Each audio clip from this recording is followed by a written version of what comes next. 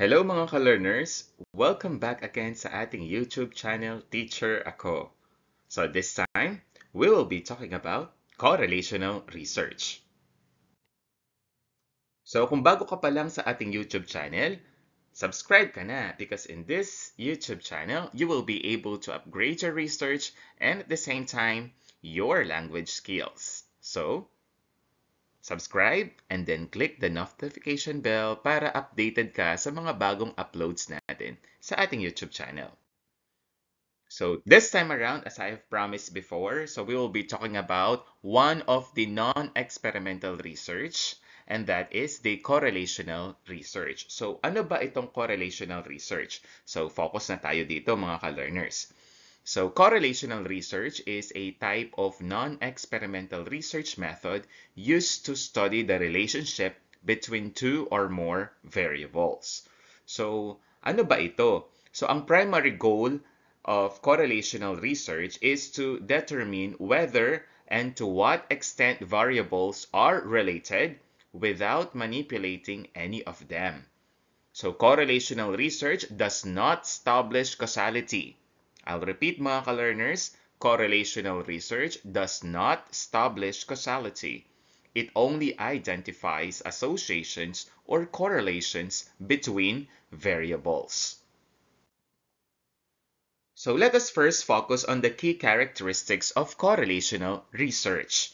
First, measurement of variables. So in correlational research, researchers measure variables as they naturally occur without manipulating or altering them. Next, the second one, determining relationships. The focus is on examining whether changes in one variable are associated with changes in another variable. For example, researchers might explore whether there is a relationship between study time and academic performance. So, ang target natin sa correlational research ay ma-determine ang relationship ng mga variables. Kamukha nung binigay kong example. For example, the relationship between study time and academic performance. So, yun yung pangalawang characteristic of correlational research. Pangatlong characteristic naman niya ay yung correlation coefficient. So the strength and direction of the relationship between variables are often quantified using correlation coefficient.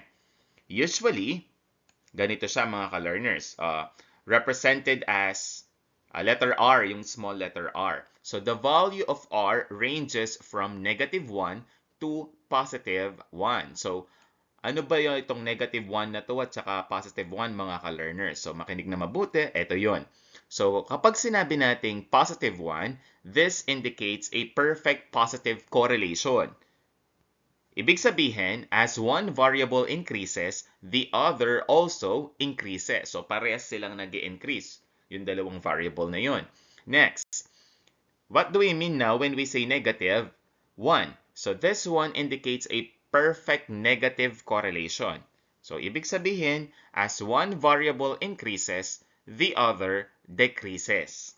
So yun yung ibig sabihin ng -1. So ano naman yung 0 sa correlation coefficient? It indicates that no correlation is being seen. Meaning to say, no relationship between the variables. Yun ang ibig sabihin ng ating 0 correlation. Moving forward, also, one of the characteristics of correlational research is that there is no causation. So a key limitation of correlational research is that it does not imply causation. Even if two variables are strongly correlated, it does not mean that one causes the other. Other factors known as confounding variable might be influencing the relationship. Fifth characteristic is directionality problem. So ano ibig sabihin nito? It can be challenging to determine which variable influences the other. For example, which is the cause and which is the effect, leading to ambiguity. And lastly, third variable problem. So a third or unmeasured variable might be influencing both of the variables being studied, leading to a spurious correlation. So these are the characteristics of correlational research. Again, I'll repeat them. Measurement of variables, determining relationships, correlation coefficient, no causation, directionality problem, and third variable problem. Moving forward, we also have the types of correlational research. So, kanina narinig nyo na to, so we will try to elaborate them more. So, we have three types. We have the positive correlation, the negative correlation, and the zero correlation. Yung sinabi ko kaninang positive 1, negative 1, and 0. So let's talk about positive correlation. So in this kind of correlation, both variables move in the same direction. Ito yung example natin mga ka-learners, makinig na mabuti. For example, height and weight often have a positive correlation. Kasi nga, the taller people tend to weigh more. Diba? Habang tumatangkad ang isang tao, the more na bumibigat siya. So, ibig sabihin nun, there is a positive correlation of the height and the weight. Next, the second type here is the negative correlation. So, ano naman ito? So, variables move in opposite directions. For example, the number of hours spent watching TV and the academic performance might have a negative correlation to one another. Because, tignan natin itong illustration na to, more TV time might be associated with lower grades. Might be associated by that one. So, ang tawag doon ay negative correlation. At yung pangatlong type naman ng correlational research ay, excuse me, zero correlation. Ibig sabihin nito, no relationship exists between the variables. For example, shoe size and intelligence are likely to have zero correlation. Ibig sabihin, wala silang connectedness sa isa't isa. Yung size ng sapatos at saka yung level of intelligence ng tao. So, ibig sabihin, wala yung correlation sa isa't isa. So, ang tawag doon, zero correlation. So again, mga ka-learners, we have three types of correlational research. We have positive correlation, negative correlation, and the third one, zero correlation. This is just an important reminder, mga ka-learners. When we say correlational research, this is valuable for identifying relationships and generating hypotheses for further study. But it should be complemented with other research methods when the goal is to determine causality. Lagi nating tatandaan to, mga ka-learners. Siyempre, bago tayo matapos sa ating video na ito, hindi ko kakalimutan magbibigay ng correlational research questions. Ito yung mga examples natin. So, ito yung question para guided tayo para alam natin na ang target ay correlational. Is there a relationship between social media usage and self-esteem among teenagers? Pangalawa, does the level of physical activity correlate with cardiovascular health in adults? Third one, what is the association between income level and life satisfaction? And lastly, is there a correlation between the amount of sleep students get and their academic performance? Ayan mga ka-learners, yan ang mga examples ng correlational research questions. So kapag magka-craft na tayo ng ating mga research questions, pwede nyong balikan tong video na to at gawing pattern ang mga examples na binigay ko. So where do we apply this correlational research? So usually, saan ba to applicable? Saan ba natin to ginagawa?